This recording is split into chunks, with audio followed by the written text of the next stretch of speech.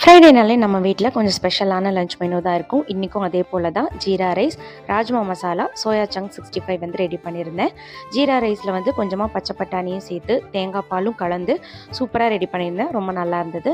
இந்த பர்ஃபெக்டான ராஜ்மா மசாலா எப்படி பண்ணுறதுன்னு பார்க்கலாம். நைட் ஃபுல்லாக சோக் பண்ண ராஜ்மாவை 8 விசில் விட்டு வேக வச்சு எடுத்து வச்சுக்கிட்டேன்.